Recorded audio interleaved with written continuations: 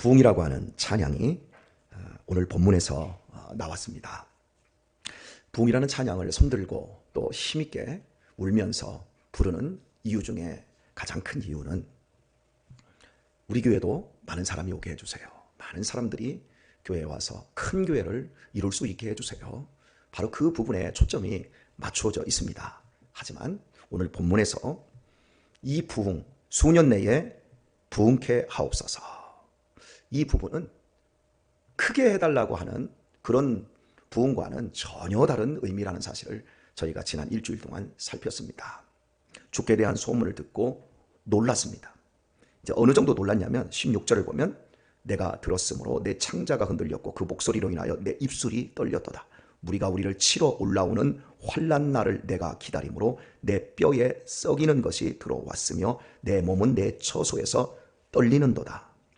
주님에 대한 소문을 듣고 주님에 대한 말씀을 쉐마 듣고, 소문도 쉐마, 듣는 것도 쉐마, 쉐마 이렇게 되고 나서 창자가 썩어가는 고통으로 놀라고 그 가운데서 하박국 선지자가 주는 주의 일을 수년 내에 부흥케 하소서, 부흥에 앞서서 이스라엘 민족에게 주어진 상황은 바벨론이라는 어마무시한 나라가 쳐들어와서 다 죽이고 불지르고 부수고 나머지 살아남은 사람들을 포로로 잡아갑니다. 그래서 창자가 떨리는 고통 가지고 기도하면서 부흥케 해달라고 그래요. 이 부흥이라는 단어가 되살아나는 겁니다. 생명이 불어넣어지는 겁니다. 자, 이렇게 생각을 해봅시다. 여러분의 자녀들 가운데 어린 시절의 믿음 생활을 잘 했어요. 교회도 다니고 뭐 학생회장도 할 수 있어요. 그런데 지금은 교회를 전혀 안 다니고 하나님을 부인하고 있고 안 믿고 있어요. 물론 부인과 안 믿고 있다 이 정도가 아니라 나 늙으면 그래도 교회 갈 테니까 이러면서 뻐기고 있어요. 그런데 그런 자녀의 마음에 하나님이 생명을 불어넣는 거예요.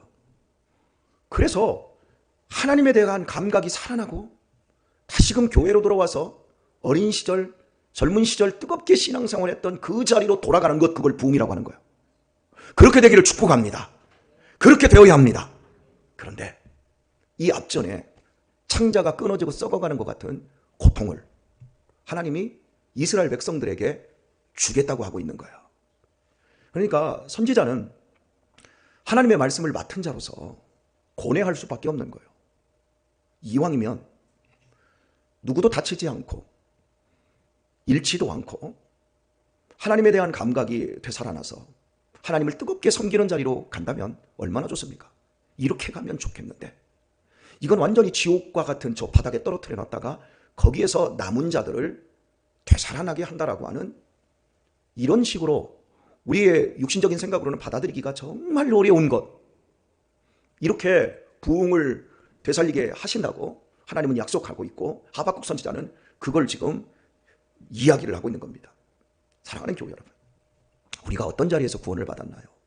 은혜의 자리인데 그 은혜의 자리는 하나님의 아들이 이 땅에 인간의 몸을 입고 오셔서 멸시받고 침뱉음 당하고 뺨을 맞고 주먹으로 맞고 머리에 가시면류관을 쓰고 그리고 온 몸에 시로라기 하나 걸치지 않는 팬티 하나 입히지 않고 빨가 벗겨놓고 채찍으로 후려서 온 몸을 난도질 해놓고 뼈까지 드러나는 살점이 떨어지는 아픔을 겪게 해놓고 십자가에 굵은 대못에 못을 박아놓고 그것도 모자라서 긴 롱기스의 창으로 옆구리에서부터 심장을 뚫었습니다.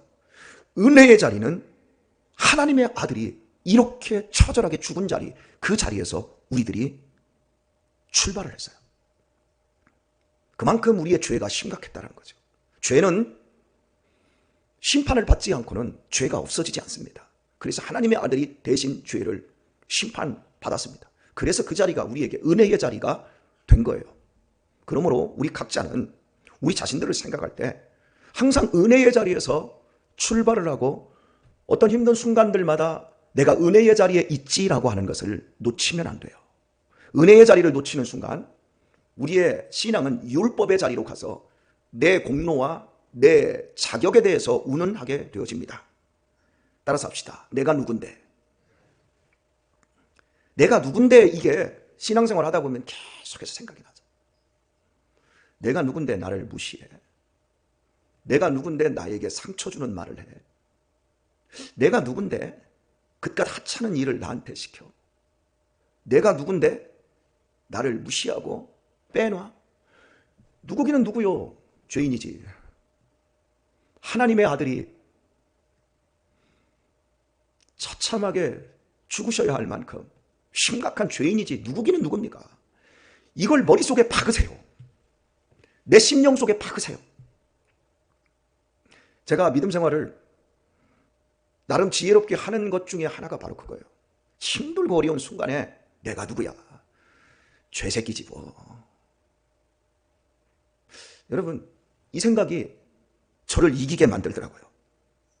우리 죄인이에요. 우리가 조언은 있고 예수님 때문에 우리가 조언은 입었어요. 우리가 예수님 때문에 사람 대접받고 사는 거지요. 예수님의 은혜가 아니었으면 마지막 날 싸그리 잡아다가 지옥불에 다 들어가야 될 한심하고 아무런 소망 없는 죄인들 아니었나요? 그런데 하나님이 우리를 구원하셨어요. 은혜로 우리를 부르셔서 은혜의 자리에 있게 하셨어요. 은혜의 자리에 머물기를 축복합니다. 은혜의 자리. 그러니까 하나님께서 바벨론에 의해서 망하게 시킨다 할지라도, 모두가 죽는다 할지라도, 모두가 끝장난다 할지라도 남는 자는 은혜 받은 사람들인 거예요. 은혜 받은 사람이 남습니다. 남은 자가 은혜 받은 사람이 아니라 은혜 받은 사람이 남은 자입니다. 천국 가는 사람이 은혜 받은 사람이 아니라 은혜 받은 사람만 천국 갑니다. 누가 끝까지 견딥니까? 은혜 받은 자만 끝까지 견딥니다. 오늘 우리의 삶 속에서 이 은혜를 놓치면 우리의 삶은 껍데기만 남아요. 그리고 이 속에 예수님은 없고 예수님의 마음은 없고 사악한 나의 옛사람의 마음만 이 안에 그대로 남아서 서운한 것, 속상한 것, 대접 못 받은 것, 이런 것만 이 안에 상처로 가지고 있어요. 참 안타까운 건 연세가 드셨어도 신앙생활을 한 50년, 60년 했어도 여전히 고리적의 상처를 그대로 가지고 말만 하면 그 얘기를 하는 거예요. 상처는 변하여 진주 보석이 되어야 합니다. 그게 우리의 지혜이고 우리의 행복 아닙니까? 그렇죠. 은혜를 놓치면 기도하기가 싫어요. 은혜의 자리에 있으면 기도하고 싶어요. 은혜의 자리에 있으면 사랑하고 싶어요. 이럴 때 아멘 하면 얼마나 좋습니까? 은혜의 자리에 있으면 전도하고 싶고 은혜의 자리에 있으면 봉사하고 싶어요. 그치요? 그런데 은혜의 자리를 떠나면 기도하기가 싫어. 기도도 안 돼. 은혜의 자리를 떠나면 말씀의 은혜가 안 돼. 똑같은 자리에 있는데 그렇게 달라요, 색깔이. 오늘 우리에게 있어서 은혜의 자리를 생각할 때 그 은혜의 자리는 인생에 있어서 잘 나가고 행복할 때가 아니라 사실은 쓰라리 내 창자가 뒤틀리는 것 같은, 창자가 썩어가는 것 같은 그 고통의 자리에서 그것을 감내하면서 부흥을 사모하는 거예요. 지금 자녀들의 돌아옴을 위해서 창자가 썩어질 것 같은 고통을 가지고 하나님 앞에 기도하고 있는 이 시간들이야말로 사실은 은혜의 자리인 겁니다. 우리 자녀들이 너무너무 잘하고 있다고 생각해 봅시다. 세상에서도 잘 나가고 교회 안에서도 잘 나간다고 생각해 봅시다. 우리의 가슴이 썩을 일이 있어요? 그때부터는 눈을 허옇게 흰자만 보여요. 그리고 조금만 기분 낚이면 내가 얼마나 신앙생활을 잘해서 우리의 자녀들이 복을 왕창실히 받고 이렇게 나가서도 복을 받고 들어와서도 복을 받고 다 복을 받았는데 니깥 것들이 나한테 그런 식으로 말해? 니네 자식들은 뭔데? 우리 자식들에 비해서 발톱에 때밖에 안 맞는 것들이 감히 나한테? 이런 마음이 우리 안에 생겨요. 그런데 지금 그 마음이 여러분 마음속에 생깁니까? 그저 죽일 죄인입니다. 이게 지금 우리를 겸손한 대로 이끌고 있지 않습니까? 여러분, 읽은 말씀에 이제 그 뒤로 진전되고 있는 3절과 4절의 말씀을 보면 참 기가 막힌 내용이에요. 하나님이 대만에서부터 오시며, 여기 대만은 타이페이 아닙니다. 아시죠? 여기 대만은 에돔 지역의 한 동네를 이야기해요. 대만에서부터 오시며 거룩한 자가 바란산에서부터 오시도다. 에돔 지역에 있는 산 바란산에서부터 오신다. 셀라. 기뻐서 하나님이 오신다. 그러니까 지금 이 하박국 선지자는 완전히 정신 분열증 환자처럼, 여러분 정신이 지금 분열되어 버렸어요. 지금 민족에 어마어마한 위기가 오고 있어요. 그런데 동시에 하나님이 부흥을 약속하고 있어요. 그리고 지금 그 민족의 큰 위기 속에서부터 누가 지금 먼저 오고 계셔요? 하나님이 오고 있다. 이 어마어마한 일을 이루기 위해 하나님이 오고 있다. 자, 보세요. 북한이 쳐들어오고 있다. 북한이 핵무기를 지금 남쪽으로 대도시에 8발을 지금 쐈다. 3분 후면 서울이 불바다가 돼서 서울의 인구의 그 한 발에 의해서 60만 명이 사그리 죽을 것이다. 3분 후. 미사일이 지금 오고 있다. 그 위기 속에서 창자까지 뒤틀리고 어디로 숨어야 되나? 지금 이런 지경이잖아요. 그런데 하박국 선지자는 하나님이 대만에서부터 파란산에서부터 오고 계시다. 먼저 하나님이 오신다고 지금 표현을 하고 있는 거예요. 그렇습니다, 여러분. 어떤 위기의 순간에도 하나님이 먼저 오십니다. 이게 우리의 즐거움인 거예요. 우리를 고와 같이 버려두지 않습니다. 우리 혼자 인생의 고난을 받고 있지 않습니다. 항상 하나님이 먼저 오시고 먼저 그 길을 가고 계시다는 것을 기억하시길 바랍니다. 자, 하나님이 먼저 오시도다 이렇게 말씀하면서 너무 기뻐서 셀라 하고 여기에 추임새를 넣었어요. 그 다음에 그 영광이 하늘을 덮었고 그 찬송이 세계에 가득하도다. 아무리 이 땅에서 바벨론이라는 나라가 우리나라를 집어삼키고 많은 사람이 죽을 것이고 포로로 끌려갈 것이고 성전이 다 무너지고 하나님의 영광이 훼손되는 것 같아도 하나님의 영광은 하늘에 있다는 거예요. 인간 세계의 그 어떤 것에도 하나님의 영광은 변하지 않고 찬란하게 빛나며, 그리고 이스라엘 백성들은, 그리고 온 천군 천사들은 그 하나님을 찬송한다. 이런 우주적인 스케일을 말하고 있어요. 그리고 나서 그 광명이 햇빛 같고 그 광선이 그 손에서 나오니 그 권능이 그 속에 감추었도다. 하나님의 손에 권능이 감추어져 있고요. 하나님의 그 영광이 마치, 하나님의 은혜가 마치 햇빛 같다. 그리고 햇빛의 광선이 그 손에서 나온다. 하나님의 손에 모든 것이 다 들어있다. 이런 표현을 아주 웅장하게 자연 만물 해돋이와 연결해서 하박국이 말하고 있어요. 자, 여러분 잠시 저를 주목해 주시고 여러분의 인생 속에서 가장 화려하고 가장 즐거웠을 때 한 부분을 한번 머리에 생각을 해보세요. 그런데 거기에 집 샀을 때 뭐 그런 생각하지 말고 집 샀을 때, 땅 샀을 때 이런 거 생각하지 말고 여러분의 인생에서 가장 찬란하고 화려할 때인데, 그때 하나님과 함께 했던 순간을 여러분의 인생에서 가장 화려한 시간으로 한번 생각을 해보세요. 그때가 언제였어요? 저는 제 인생에서 가장 화려하고 가장 하나님과 함께하는 경험이 많았던 때가 2번이었던 것 같아요. 군 생활할 때 교회 간다고 두들겨 맞고 교회 간다고 고참들한테 그렇게 시달릴 때, 그때는 너무너무 힘들었는데 지나고 보니까 그때야말로 내가 하나님만 의지해야 될 때였어요. 의도 터지잖아요. 의도 터지기 전에 야 권병장 아니야, 야 권일병 나와. 그럼 화장실 뒤편으로 가면 벽에다 세워놓고 가슴을 맞는 거예요. 가슴을 맞고 박어. 그럼 이제 원산 폭격하고 그 상태에서 그럽니다. 3시 방향 적기 출현. 그러면 머리를 딱 박은 상태에서 지금 12시 방향으로 박아서 3시 방향으로 고개를 틀어야 돼요. 그럼 다리를 움직여 가야 돼요. 자, 다시 6시 방향에 적기 출현. 그럼 다시 6시 방향으로 틀어야 돼요. 머리 박아놓고 다시 12시 방향 적기 출현. 그럼 이걸 천천히 하는 게 아니라 3시 방향, 6시 방향만 막 이렇게 움직여야 돼요. 머리가 다 빠지죠. 나중에 자갈도 베기고. 그 순간에 생각하는 거예요. 하나님, 내가 교회 가는 것 때문에 이렇게 핍박받습니다. 지나고 보니까 그것 때문에 제가 목사가 된 거예요. 아시겠어요? 그때 하나님이 함께한 경험. 여러분, 나 혼자 받는 고난 같은데 내가 그때 하나님을 얼마나 열망하고 하나님을 얼마나 찾았는지 몰라요. 내 주변에 있었던 애들은 다 빽이 있는 애들이에요. 삼촌이 대령, 쓰리스타 아들, 다 그런 애들은 건드리지도 않아요. 그런데 빽 없는 나만 얘네들이 이지매를 하는 거죠. 그런데 그 순간 누구도 나를 도와줄 수 없었어요. 저는 편지 한 장, 전화 한 통, 시골에 전화해서 나 이렇게 너무 힘들어요, 어려워요? 하지 않았어요. 잘하고 있어요. 그리고 마지막에다 내 마음에 한 노래 있어, 늘 즐겁게 늘 부르네, 이 노래를 부를 때에 큰 평화 임하도다.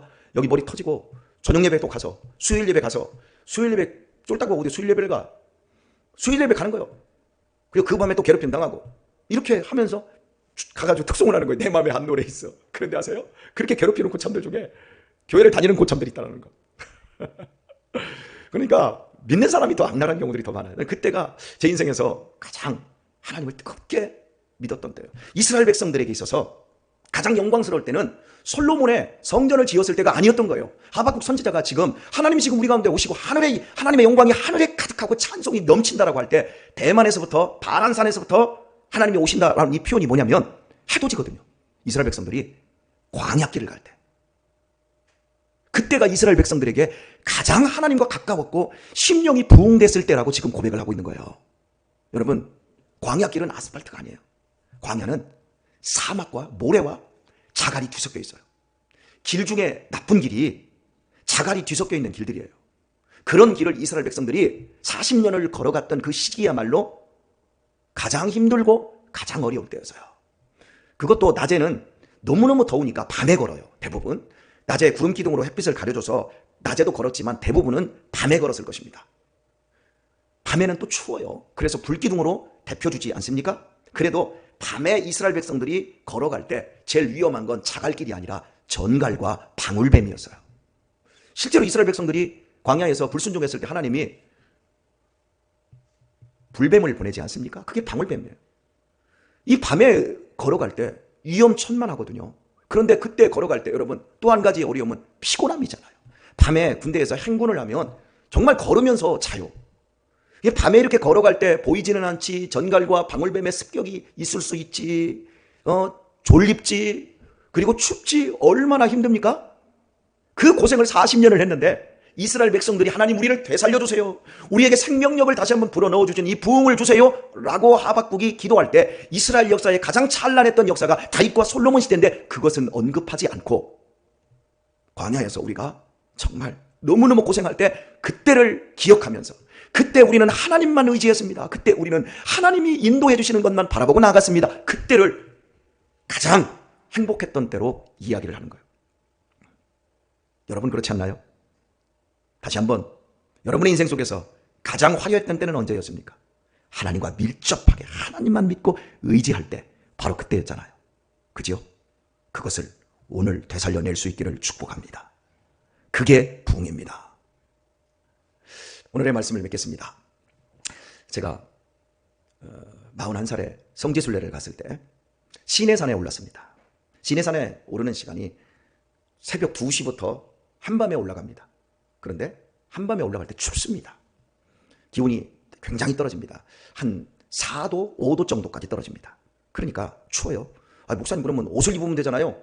여러분 낮에 45도, 50도까지 올라가는데 옷이 무슨 옷을 가져가야 돼요? 겨울을 가져가야 돼요? 긴팔 하나 그냥 입고 갔는데 얼마나 춥든지요. 4도, 5도 그걸 가지고 이제 시내산을 한 2시간 반 정도 이렇게 올라가요. 올라간 다음에 해돋이를 시내산 정상에서 해돋이를 기다리는 거예요. 해돋이를 기다릴 때 어떻게 기다리냐면 그 시내산에 성지순례 온 사람들이 다 올라가 있어요. 그러면 막 추워가지고 달달달 떨어요. 그래서 저도 막 옆에 사람들하고 끼어가지고 막 이러고 있어요. 막 하다가 해가 뜨는 게요. 거기는 산이 숲이 없어요. 다 민둥산이에요. 다 산맥. 거대한 그 시내산이 하나만 뚝 쏘는 게 지리산보다 더 큰 넓은 그 산맥이거든요. 저 멀리 저 끝쪽에서 그 황토색의 그 산 너머에 해가 쫙 하고 떠오르기 시작하면 그 햇빛이 광선이 쫙 멀리서부터 이게 오는 속도가 보여요. 쫙쫙쫙쫙 막 그림자를 쫙 하면서 햇빛이 그림자를 쫙 몰아내고 시내산 이 앞쪽까지 쫙 옵니다. 그러면 야, 서양 사람들은 멋있더라. 기타를, 그 무거운 기타를 거기까지 메고 와요. 그리고 거기에서 다 기타를 치면서 막 찬송을 하는 거예요. 기타. 그럼 우리도 막 같이 막 찬송 부르는 거예요. 그러면서 쫙 해가 들면 그 광경, 바로 그 산에서 하나님의 말씀을 받은 산 아닙니까? 쫙 하고 해가 쫙 오더니 샥 하고 해를 딱 지나가는 순간 지금까지 벌벌벌 떨었던 게 갑자기 사우나 뜨뜻한 물에 들어간 것처럼 갑자기 몸이 화끈해져요. 그리고 그 순간부터 화끈해지고 끝나버린 게 아니라 그 순간부터 영상 45도로 올라가고, 그러니까 5분 정도 지나면 그때부터 땀을 줄줄줄 흘려요. 거기는 해가 뜨잖아요. 그러면 곧바로 40도 막 이렇게 넘어가 버려요. 그러니까 내가 한 5분 전까지만 해도 추워가지고 덜덜덜 떨었던 게 그냥 막 땀을 줄줄 흘리는 거예요. 난 이게 성령 충만이라고 생각해요. 화끈하고 끝나버린 냄비 신앙이 아니라 그때부터는 해가 질 때까지 그냥 저녁 때까지 이글이글 거리는 거예요. 제가 제일 더웠던 데가 마라의 우물 있는 데 있잖아요. 거기 갔더니 정말 사우나 뛰다. 이스라엘 백성들이 그 광야의 불더위 속에서 40년을 걸어갈 때, 밤에는 추위에 덜덜덜 떨 때, 전갈과 독사의 습격이 늘 우리의 자녀들을 물려고 할 때, 그 순간들 얼마나 억울하고, 족과 꿀이 흐르는 가나안 땅에 하나님 약속해놓고 광야에서 40년 뺑뺑이 칠 때, 여러분 그때가 이스라엘에게 가장 고난의 시기였는데, 하박국 선지자는 그때야말로 하나님만 의지하던 가장 우리의 삶이 하나님과 가까웠던 시대라고 이야기하고 있는 거예요. 오늘 우리 착각하지 마세요. 우리 자녀들에게 좋은 직장 주세요. 좋은 아파트 주세요. 그래서 무사무탈하게 살게 해주세요. 여러분, 그게 아니라 하나님, 광야길을 걷는다 할지라도 하나님의 생명의 광선이 비춰지게 해주세요. 이게 살아나는 거고, 이게 성령 충만인 거예요. 오늘 우리의 삶에 다시 한번 우리 가장 어렵고 힘들었던 때를 화려한 하나님과 동행하는 그 시간이었음을 기억하고, 하나님, 우리 교회에 그런 은혜를 부어주세요. 심령들이 그렇게 살아나게 해주세요. 고난 광야길이 무서운 것이 아니라 하나님을 떠나가서 저 가나안의 우상을 섬기는 것이 더 무서운 것을 알게 해주세요. 이걸 오늘 우리의 심령 속에서 다시 살아나는 이 새벽, 오늘 한글날, 이 좋은 날, 엄태경 장로님은 그 기가 막힌 그 손주를 보러 가는 날, 얼마나 즐겁겠습니까? 이 즐거운 날, 이 비전으로 하나님, 우리 엄지우에게 아버지, 할아버지가 가졌던 이 믿음, 할머니가 가졌던 이 믿음의 광야길에 이 화려함을 요놈에게 오늘 주게 해 주옵소서. 꼭 주고 오세요 하셔서요. 예, 오늘 우리의 삶에 우리 기도할 때 이런 은혜가 우리의 심령 속에 머물고 치유되고 회복되는 되살아난 부흥의 역사가 있기를 예수님의 이름으로 축원합니다.